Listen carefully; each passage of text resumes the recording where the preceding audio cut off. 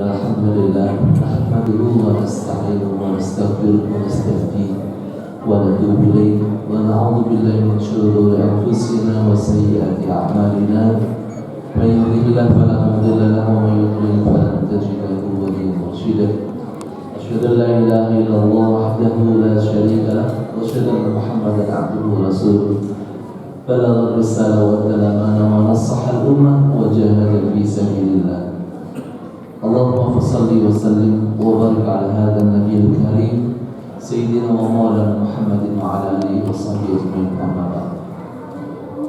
Bapak-bapak, ibu-ibu, saudara sekalian yang dirahmati Allah, syukur alhamdulillah di hari yang ketiga ini Allah Subhanahu wa taala masih berikan kesempatan kepada kita untuk bisa hadir di masjid yang kita cintai ini. Mudah-mudahan ini akan tetap bertahan sampai akhir Ramadan dan sesudah Ramadan. Salawat dan salam mudah-mudahan selalu terlimpah tercurah kepada junjungan Nabi Muhammad sallallahu alaihi wasallam, sanak kerabat, sahabat, serta pengikutnya hingga yang berakhir. Jamaah sekalian yang dirahmati Allah, ada orang-orang yang bertanya, mengapa Al-Quran tidak diturunkan secara langsung, secara utuh dari Lauhul Mahfuz dan diterima oleh Rasulullah sallallahu alaihi wasallam dalam bentuk kitab secara utuh. Sesungguhnya Al-Quran diturunkan pada malam Lailatul Qadar pada bulan Ramadan itu secara utuh dari Lauhul Mahfuz ke langit dunia. Inna anzalnahu fi lailatul qadar. Juga syahrul Ramadan alladzi unzila fihi al-Quran. Bulan Ramadan yang diturunkan padanya Al-Quran secara utuh. Namun turunnya di langit yang pertama. Dari langit pertama turun kepada Rasulullah SAW itu secara berangsur-angsur sesuai dengan situasi dan kondisi, sesuai dengan apa yang dibutuhkan oleh manusia, sesuai dengan perkembangan yang ada. Sehingga datang kepada Rasul SAW itu 5 ayat, 10 ayat atau mungkin 1 surat yang pendek-pendek. Kenapa demikian? Orang-orang kafir bertanya kepada Rasulullah SAW. Wa qala alladziina kafaru laula nuzila 'alaihi al-Qur'an jumlatan wahidah. Berkatalah orang-orang kafir, mengapa Al-Quran itu tidak diturunkan secara utuh kepada Rasulullah SAW? Itu pertanyaan orang-orang kafir yang pada hakikatnya bukanlah sebuah pertanyaan untuk memuaskan jawaban mereka. Pada hakikatnya mereka bertanya itu karena memang penentangan terhadap dakwah Rasulullah SAW. Kalau seandainya Al-Quran diturunkan secara utuh pun mereka juga akan tetap kafir, akan tetap ingkar kepada Rasulullah SAW. Allah Subhanahu wa taala tentu memiliki hikmah di balik diturunkannya Al-Quran tidak secara utuh, secara langsung. Karena ketika Al-Quran diturunkan secara utuh dan langsung, maka secara otomatis seluruh hukum yang ada dalam Al-Quran langsung harus dilaksanakan saat itu juga, sehingga terasa berat. Orang-orang Arab adalah kaum ummiyun, orang-orang yang buta huruf, tidak bisa baca dan tidak bisa nulis. Maka sulit bagi mereka untuk menghafalkan Al-Quran secara langsung. Maka ketika diturunkan secara berangsur-angsur 5 ayat turun, mereka dibacakan kepada mereka, mereka membacanya dan menghafalkannya. Pulang ke rumah sudah mereka pahami dari 5 ayat yang dibacakan tadi. Dan kemudian mereka ajarkan kepada keluarganya. Keluarganya pun juga menghafalkannya dan kemudian mengamalkannya. Datang lagi kepada Rasul, diajarkan lagi 10 ayat, 10 ayat, itu seterusnya. Tidak lebih dari 10 ayat. Sehingga selama 22 tahun lebih sedikit itu ketika Al-Quran selesai diturunkan seluruhnya, maka mereka seluruhnya langsung hafal Al-Quran karena mereka hafalkan sedikit demi sedikit dan mereka juga sudah amalkan dan sudah dakwahkan kepada keluarganya dan kepada sahabat. Jamaah sekalian yang dirahmati Allah, hikmah di balik itu semuanya tentu Allah yang Maha mengetahui. Yang pertama adalah memperteduh hati Rasulullah SAW, seperti yang dijelaskan dalam surat Al-Furqan ayat 32, kadzalika linusabbita bihi fu'adaka wa rattalnahu tartila. Demikianlah Al-Quran itu diturunkan tidak secara utuh, secara langsung, itu karena Allah Subhanahu wa taala ini mentasbih, memperteguh hati Rasulullah SAW. Dan kami bacakan Al-Quran itu kepada dengan bacaan yang terakhir. Jelas sekalian dalam Allah, kalau seandainya Al-Quran itu diturunkan secara langsung, maka juga akan muncul. Ketika Al-Quran dibacakan terus-menerus, ketika Al-Quran berulang-ulang dibacakan, ketika Al-Quran berulang-ulang diturunkan, yang mungkin ada kisah-kisah para nabi dan rasul, ada berbagai macam hikmah di balik itu semuanya adalah dalam rangka memperteguh hati Rasulullah SAW. Betapa ketika banyak sekali penentangan dari orang-orang kafir, Allah Subhanahu wa taala kisahkan bagaimana rasul-rasul sebelum beliau juga telah didustakan. Kadzabat qaum Nuh telah didustakan sebelum Rasulullah SAW, yaitu kaumnya Nabi Nuh kepada Nabi Nuh alaihissalam telah mendustakan Nabi Nuh. Begitu seterusnya. Sehingga dengan diturunkannya Al-Quran secara berangsur-angsur, pada hakikatnya adalah untuk memperteguh hati Rasul. Kemudian yang kedua adalah sebagai jawaban atas pertanyaan orang-orang kafir dan keingkaran mereka. Maka ada banyak ayat-ayat yang mempertanyakan kepada Rasulullah SAW. Wa yas'alunaka 'anis sa'ah. Mereka bertanya kepada Muhammad tentang kapan datangnya hari kiamat. Qul inna ma'lumaha 'inda rabbi. Katakanlah, sesungguhnya ilmu tentang hari kiamat itu hanya ada pada Tuhanku. Wa yas'alunaka 'anil ruh. Mereka juga bertanya kepada Muhammad tentang ruh. Qul ruh min amri rabbi wa ma utitu min al-'ilmi illa qalilan. Kemudian Allah jawab bahwa sesungguhnya ruh itu urusan Tuhanku dan kalian tidak diberikan ilmu kecuali sedikit. Wa yas'alunaka 'an dzil qarnain. Mereka bertanya kepada Muhammad tentang dzil qarnain. Kemudian dijawablah dalam surat Al-Kahfi tentang kisah dzil qarnain secara lengkap. Begitu seterusnya. Sahabat sekalian yang dirahmati Allah, pada hakikatnya mereka bertanya kepada Rasul tentang berbagai macam hal itu bukan untuk beriman kepadanya, tapi untuk menguji. Mereka bertanya banyak kepada orang-orang Yahudi, apa yang harus kami tanyakan untuk menguji bahwa Muhammad itu adalah utusan Allah, Muhammad itu adalah Rasulullah. Tanyakanlah dia tentang ini, tanyakanlah dia tentang itu, tanyakanlah tentang berbagai macam hal-hal tersebut. Dan ketika mereka bertanya tentang itu semuanya dijawab oleh Rasulullah SAW berdasarkan wahyu yang diturunkan kepada dia. Dan bahkan mereka juga bertanyanya itu menggertak, ingin diturunkan azab. Wa yasta'jilunaka bil 'adzab. Mereka bertanya kepadamu, meminta untuk disegerakan diturunkan azab. Wala yukhlifallahu wa'dah. Ingatlah bahwa Allah itu tidak akan mengingkari janjinya, pasti akan diturunkan. Tapi tentu semua itu bukan berdasarkan atas permintaan, namun sesuai dengan waktu yang Allah sudah tentukan. Jangan sekalian yang dirahmati Allah, alhamdulillah para sahabat tidak banyak bertanya kepada Rasul, karena banyak bertanya itu adalah merupakan sebuah aib, terutama pertanyaan-pertanyaan yang seperti Bani Israil, yang mereka bertanya sudah dijawab masih bertanya lagi, sudah dijawab masih bertanya lagi. Begitu seterusnya, seperti hanya permintaan Nabi Musa alaihissalam kepada kaumnya untuk menyembelih sapi betina. Hanya menyembelih sapi betina saja mereka bertanya lagi. Hampir-hampir mereka tidak mampu untuk melaksanakannya ketika dijelaskan lagi, ketika diperjelas perintah tersebut. Karena semakin jelas perintahnya, maka semakin sulit untuk mendapatkannya.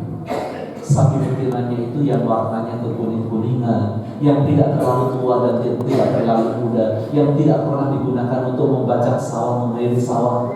Hampir-hampir mereka tidak mampu mendapatkannya kecuali dengan harga yang sangat mahal, yaitu dengan membeli sapi betina tersebut seharga emas, dan itu orang seorang anak yatim. Hampir saja mereka tidak mampu melaksanakan. Padahal perintahnya adalah hanya menyembelih sapi betina, kemudian dari buntutnya itu kemudian dipecutkan ke orang yang meninggal, yang belum ketahuan siapa yang membunuhnya. Sesudah itu kemudian dia bangun, hidup untuk sementara. Itu adalah mukjizat Nabi Musa, hidup sementara untuk menjawab siapa yang membunuhnya. Hanya itu. Kalau saling mereka melakukan apa yang diperintahkan langsung dilaksanakan, maka tidak perlu bertele-tele. Maka Allah Subhanahu wa taala melarang kita dari banyak bertanya. La tas'alu an asya'a in tubda lakum tasu'kum wa in tas'alu anha hina yunazzalul Qur'an tubda lakum.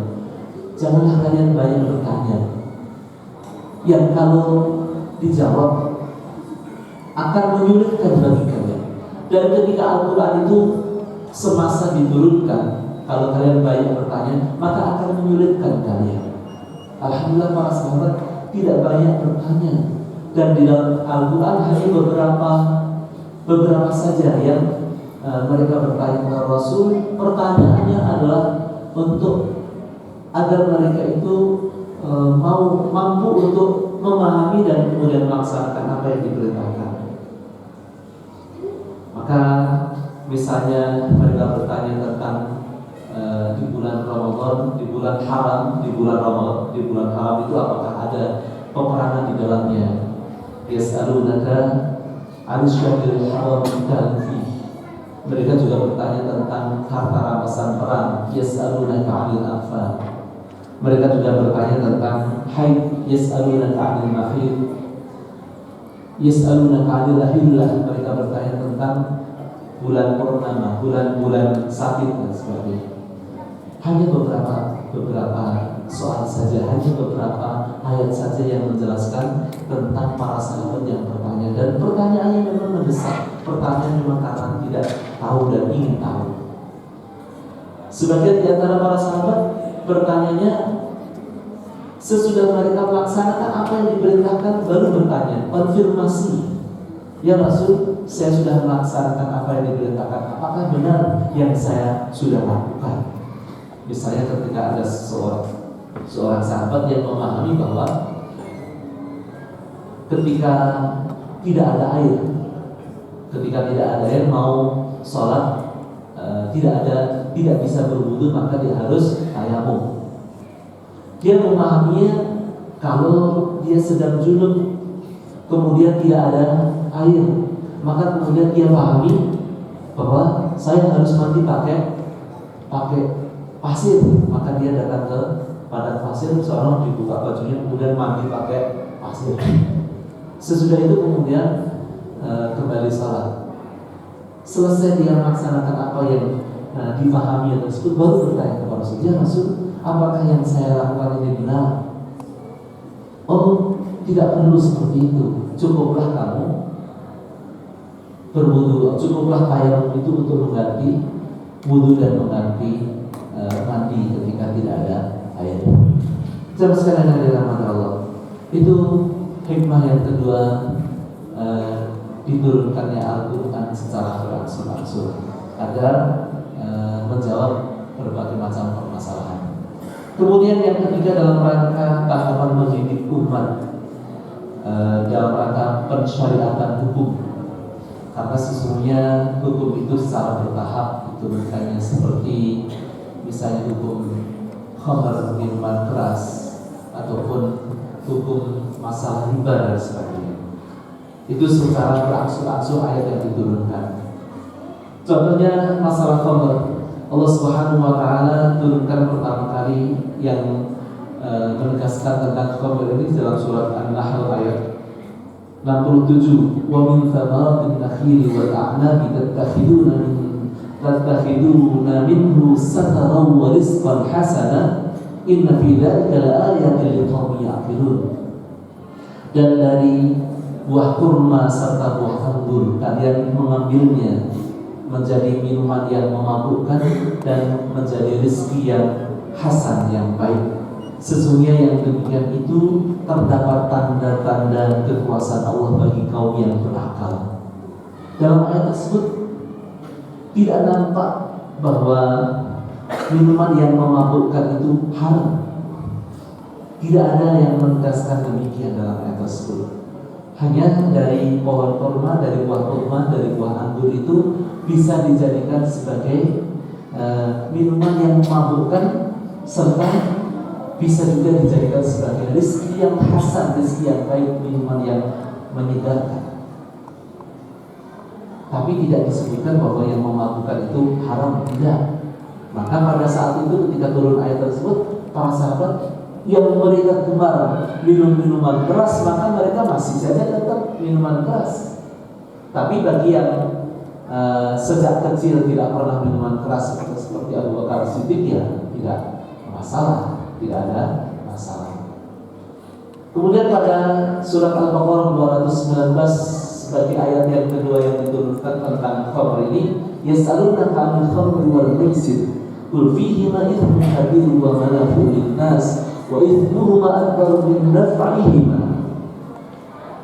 Maka pada ayat tersebut Allah menegaskan tentang mereka bertanya kepada Muhammad tentang khamr dan tentang judi. Katakanlah bahwa di dalamnya terdapat dosa yang besar dan manfaat yang banyak bagi manusia. Namun sesungguhnya dosa keduanya itu lebih besar daripada manfaatnya. Sudah agak sedikit menyinggung tentang keharamannya, tapi ada manfaatnya tentang khamr. Kemudian pada ayat yang ketiga yang diturunkan menjelaskan tentang khamr ini, ya ayyuhalladzina amanu la taqrabus salata wa antum sukara hatta ta'lamu ma taqulun. Wahai orang-orang beriman, janganlah kalian mendekati salat dalam keadaan mabuk sehingga kalian mengetahui apa yang kalian lakukan, apa yang kalian ucapkan. An-Nisa 43. Dalam ayat ini maka kemudian sudah mulai dilarang untuk mendekati salat. Saat mabuk-mabuk jangan salat sehingga mereka tahu apa yang diucapkan, karena ayat ini diturunkan berkaitan dengan Umar bin Khattab yang menjadi imam tidak selesai membaca Qul ya ayyuhal kafirun, dan bahkan salah apa yang dibacakan, sehingga tidak selesai Qul ya ayyuhal kafirun ma'akum ma'akum, terus bulat terus tidak selesai, sehingga kemudian dilarang dari mendekati salat